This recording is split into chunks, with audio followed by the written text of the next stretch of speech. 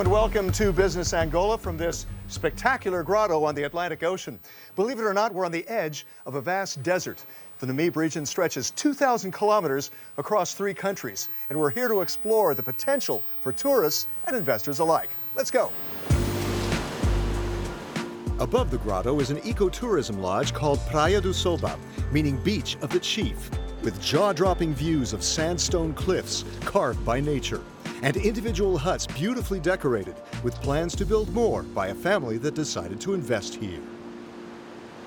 This was the last lost paradise of Angola, because no one found this place because there was no road, no access.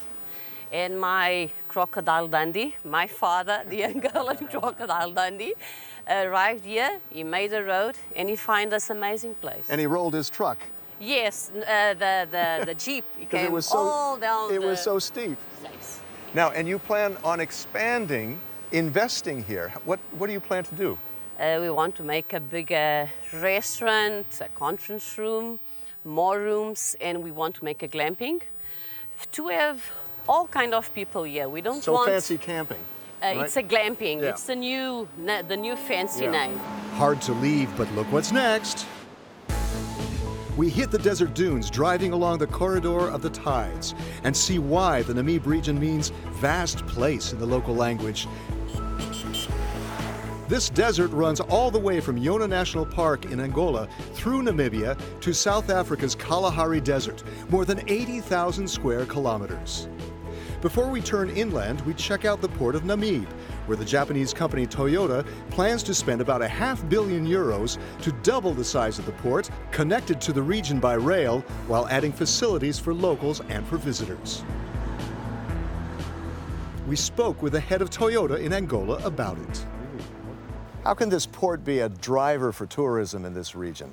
The port will be a big support for tourism vessels. Because now they don't have conditions to bring vessels with tourists. But as soon as port is ready, it will be very beautiful, and also can dock big vessels. Now foreigners can invest in this country without any partnership with the Angolans. And let's say it's more open to the people to come and invest without any difficulties, any problem.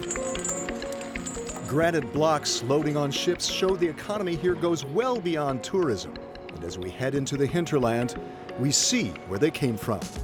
This quarry stands out in the middle of the desert, stone for export as well as polishing and finishing in Angola, another facet of the country's diversification.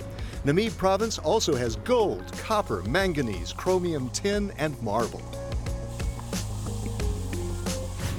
Back to the desert safari. We're on our way to meet our hosts near Virei village, deep in the heart of Namib province. There we find our well-appointed camp, pitched and ready. It's real glamping. A South African who co-founded the tour company had explored Angola for his stone business. I traveled extensively for the last 18 years through southern Africa and lately in Angola. And we visit all these off the beaten track, all the uncharted sites, and it was just a natural thing to do, to start to bring people into this area. Part of the visit is to connect with a local nomadic tribe called the Ovakuvale. We take a walk with them up to one of their settlements to see where they live. Martin says compared to other countries in southern Africa, Angola is virgin territory to invest in tourism. It's open. It's becoming much more easier to form partnerships. They've changed many of the laws to make it easier for people to invest in great companies in Angola. Our whirlwind tour of Namib ends here in a vast desert just beckoning for another visit. So from a grotto on the Atlantic to glamping here in the middle of the Namib, it's been an amazing trip for Business Angola. From all of us here on the Euronews team, we say obrigado, thanks for watching, and see you next time.